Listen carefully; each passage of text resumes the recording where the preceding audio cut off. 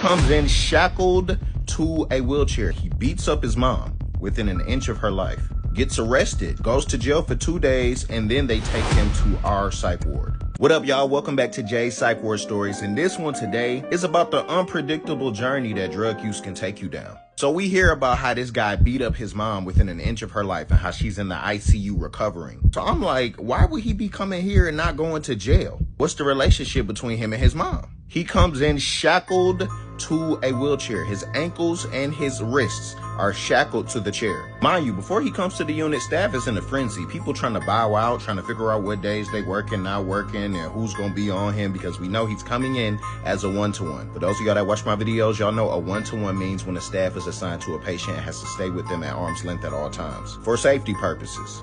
So as y'all already know, I end up on him. He's coming in, he's looking like Shaggy from Scooby-Doo, but like real life Shaggy, like maybe like 6'6", 6'7", eyes bloodshot red, and he is not with us. He's looking all over the place, looking at the ceiling, smiling. You know, he's just seeing all types of stuff.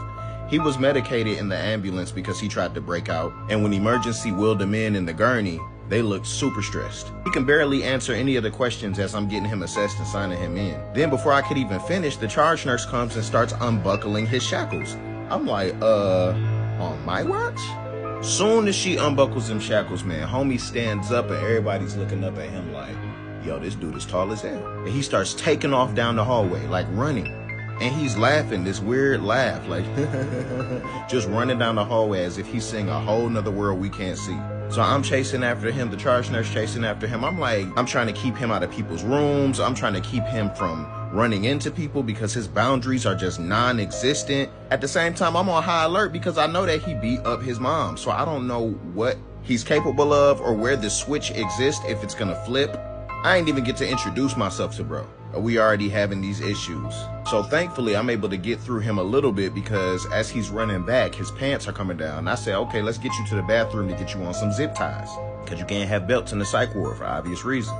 We get to the bathroom and I'm about to help him with these zip ties, and then he sees himself in the mirror, and then he just becomes mesmerized, and he's staring at himself in the mirror. He's touching his face, he's touching his hair, and I'm like, look, if I'm about to endure running back and forth in the hallway versus standing at this mirror, I'm gonna stand right here. So I let him trip crazy looking in the mirror, looking at himself for about a good 30 minutes. And good thing he came near the end of my shift, because right after that I left. I was going on vacation. So no, I didn't have to deal with any of this stuff for the time being. I came back after like 2.5 weeks and bro was still there. But when I come back, it was a lot different this time. He was like, hey Jay.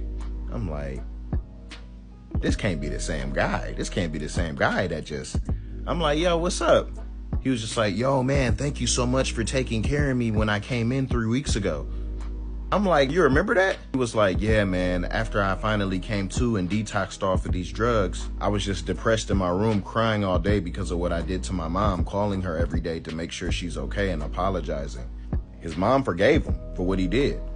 He was telling me what his world was like. He said, imagine having a Grim Reaper in your head telling you to end it over and over and over again. And he said that's actually the trance that he was stuck in when he was looking at himself in the mirror. But he saw like my hair turn into jellyfish legs and grab my face. And he said he was talking back in his head to the Reaper and fighting it. And then he shared how painful it was for him to detox. I can't remember what substance he was off, but honestly, this sounds like an opioid. I don't know how he was able to get away with this because, well, one, his mom didn't press charges, but sometimes the police can press charges when situations are bad enough. But it was 3.5 weeks since the incident, and then he gets released back home with who?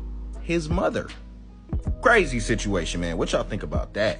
Drug-induced psychosis is real. Taking substances that you just might be curious about can take a left turn real fast, especially in your developmental years. If you have a history in your family, it can trigger something that you didn't even know was there, was laying dormant the whole time. Hope y'all enjoyed that story. Also, I want to say this. I've been getting so many DMs from y'all by the hundreds, maybe even the thousands by now. Definitely close to 1,000. Y'all got questions. Y'all have your own personal stories y'all want to share. Well, I have opened up an email for you guys to send me your questions and your stories at jpsychwardstories@gmail.com. If you have any questions that you would like to ask me, if you have any things that you would like to share with me or stories that you want to share, send it to my email at jpsychwardstories@gmail.com.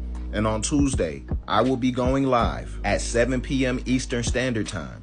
I will answer your questions on live. We can all share knowledge together as a community. You guys can share your thoughts. You can share your stories that you have with me if you would like for me to read it out loud anonymously for people to gain awareness on you and your story and your personal situation. A lot of y'all really want me to share your stories and want an opportunity to share.